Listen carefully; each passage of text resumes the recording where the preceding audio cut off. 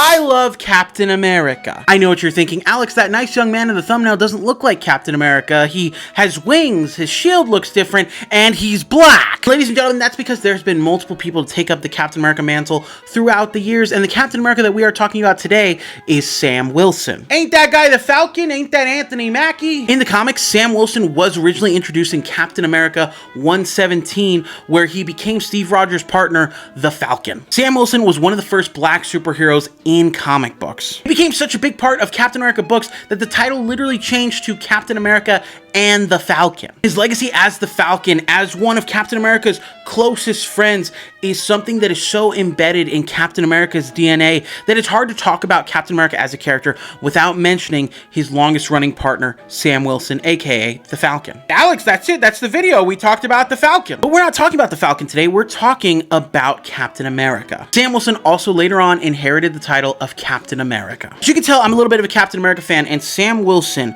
from me reading the comics to me seeing the films, has become my favorite Captain America. Before we go any further, I just want to say, I did not say that. Stop typing that big long comment. I didn't say that. And what I mean is, when we get into these conversations a lot about who our favorite characters are or who our favorite version of these superheroes are, all of a sudden the conversation becomes, oh, you like this version of this character, so you must hate this version of this character. I want to put this at the top of the video.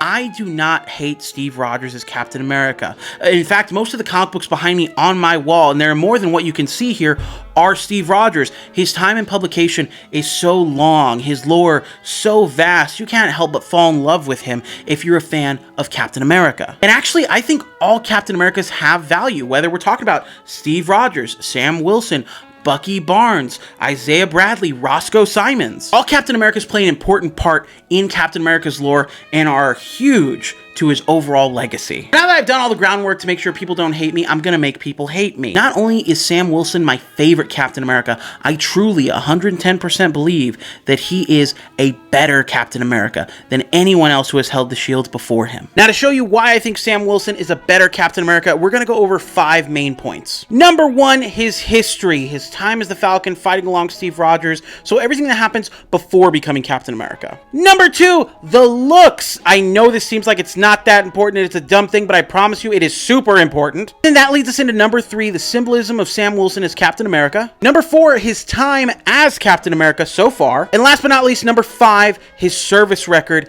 outside of being Captain America and the Falcon. So we're gonna start with the first point, history. We're gonna do a quick overview of Sam Wilson's origins. Sam Wilson grew up the son of a pastor, the oldest sibling in his family, when unfortunately his father and mother both found themselves killed, leaving Sam to raise his siblings all by himself. And not only did Sam help provide for his siblings, but he also supported them and their children in everything that they wanted to accomplish. Sam Wilson went on to be very active in his community, being a social worker, helping those who needed it the most, and really following the example in the words of his father. And that leads us into when Sam meets Steve Rogers and ultimately becomes the Falcon, fighting alongside Captain America and even becoming the second title character of the Captain America books. Do you want to mention here real quick, a lot of people see Falcon and they assume, oh, he's just the guy that flies. He flies, he's got wings, that's what he does, he's a Falcon, he flies. And while yes, Sam Wilson does fly, he actually didn't get those wings until later on in his career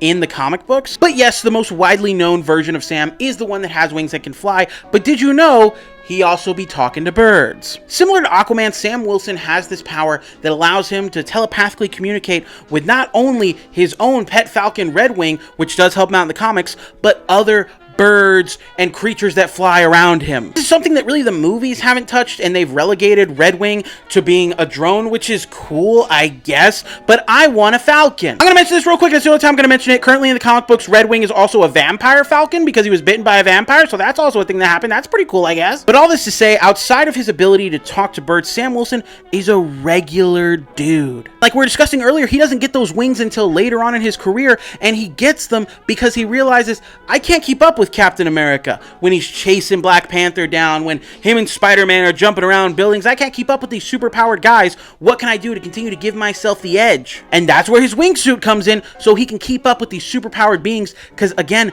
besides him being able to talk to birds, he's a regular dude. The same reason that people love Batman is one of the big reasons that I really like Sam. He doesn't have a super soldier serum now or later. He puts his life on the line, fighting alongside other super soldiers, other superpowered beings, and he's just a normal dude. He is our viewpoint into these big Avengers level threats. Sam Wilson takes a beating. There are times where he doesn't win, where he comes so close to death fighting alongside these heroes. Captain America's had to step in on several occasions and go, hey man, why don't you sit this one out? Let the superpowered guys take care of it. And that even happens in today's comic books. But Sam Wilson always goes, no, I'm going to keep fighting. Not only because he wants to prove himself that he can stand alongside these other heroes and gods, but because he knows if that happens, if he takes a step back, they are one support roll down. They are 1 inch closer to allowing the bad guys to win if he rests for a moment. He doesn't quit. And people have that argument for Batman, and that is one of my arguments for Sam Wilson. He doesn't quit.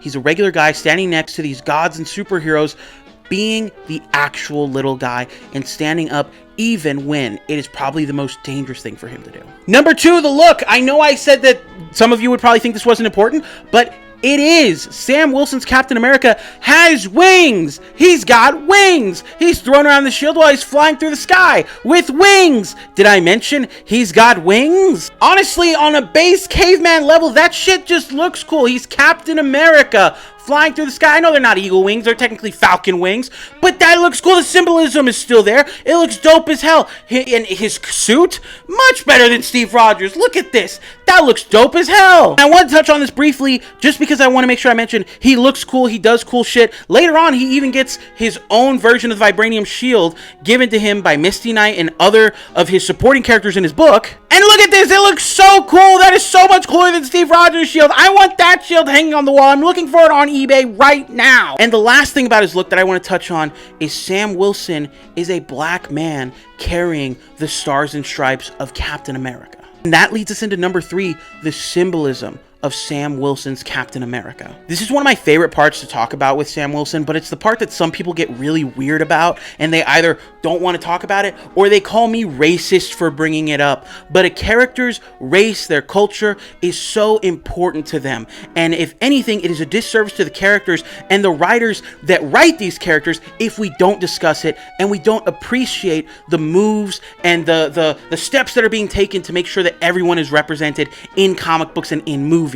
On the internet all the time, people say Captain America has to be a white guy. This is a conversation I've got in with so many people, and I get it. Traditionally, Captain America was Steve Rogers, who is a white, blonde-haired, blue-eyed male. But that doesn't mean that other people can't take up the role of Captain America. The symbolism of Sam Wilson taking up that shield, wearing that uniform, becoming Captain America, and standing up not for the government, but for the people, the American people, is so important because Sam Wilson represents a huge number of people within America and around the world that have not been properly or fairly represented in comic books and movies for years. And before anyone says it, I am not saying Sam Wilson is a better Captain America because he's a black man. I'm saying that it makes him a more relatable Captain America because he looks like other people that you and I hang out with. America is not just blonde-haired and blue-eyed people like a bunch of early comic books were, and that's not a knock on the people who made the comic books.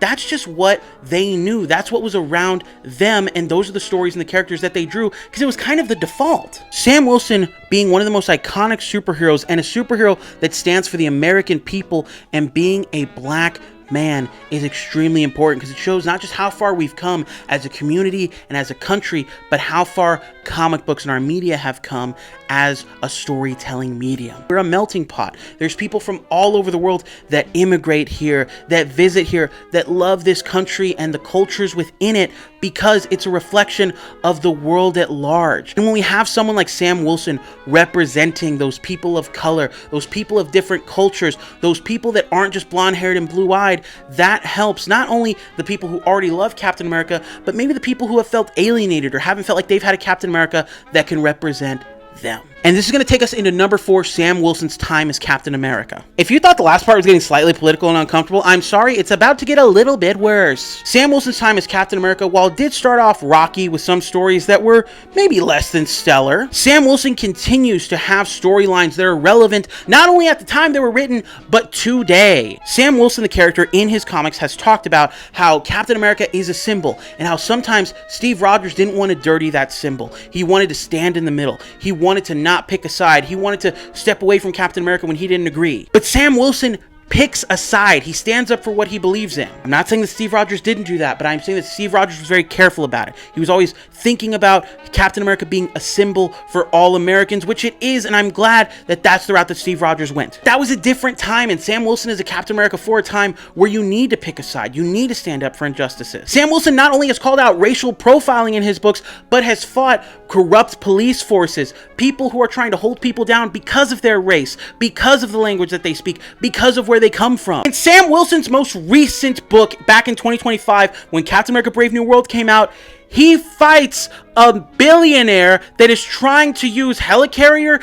type floating things in the sky to brainwash black people to work in farms and fields. I'm gonna say it again. Sam Wilson, just this last year, had a comic book where the main storyline was a millionaire brainwashing black people to work in fields and farms. This villain's main goal was to bomb places that were predominantly black or different cultures or anybody that he didn't think was the right race or person. That is a story that was in the Sam Wilson comic books, not years ago, not at the height of whatever political movement you think is radicalized, but last year, 12 months ago. That was the story that we were reading, but that's an important story that is being told, and those are the types of stories that Sam Wilson isn't afraid to tell in his books. Those writers aren't afraid to tell in his books. Sam Wilson's Captain America not only stands up for the little guy like Captain America always has, but he stands up in a way where he's not afraid to get dirty. He is not afraid to say the thing. He is not afraid to not use hyperbole, but say the thing.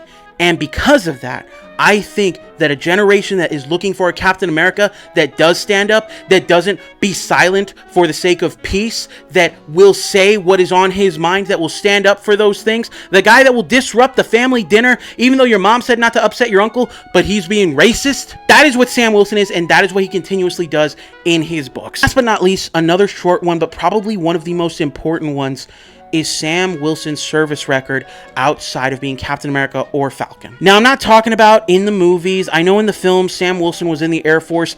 In the books, that really wasn't a thing. Sam Wilson was a social worker. He was a community leader. He was someone who was out helping folks, not because he had a wingsuit, not because he had a shield, but because it was the right thing to do. Before Sam Wilson became Captain America, before Sam Wilson became the Falcon, Sam Wilson was already a hero. Was he fighting Zemo and the Red Skull? No. Was he alongside Iron Man and Thor? No. But he was on the ground level helping the little guy at the most ground level that you can possibly get. And people say that about Steve Rogers. He stands up for the little guy. They say that about Captain America. He stands up for the little guy. And how better can you stand up for the little guy than being right in front of the little guy, holding their hand, talking to them, putting your hand on their shoulder, putting them in a hug, and telling them that everything is going to be okay. And for all these reasons, and that one probably the most, Sam Wilson, I think, is a better Captain America and is the best Captain America that we have ever had. This is not rage bait. This is not me trying to start an argument with any of you, but genuinely, I want to share why I love this character so much, and I hope that if anything, you walk away maybe being a little bit more interested in this character, and maybe you'd like to even read a little more about Sam Wilson, maybe give his movies a try, his show a try, if it's something that you haven't yet. Thank you so much for watching. Please like, comment, subscribe, all that good stuff, but also, please let me know below, what is your favorite superhero? That one that you could do the whole PowerPoint on, the whole book report, the whole 10-minute long YouTube video. I love knowing what characters make people super passionate. Again, thank you guys very much, and like my mom always used to say, Alex, we can't listen to Iron Maiden in the car, we're in the church parking lot still.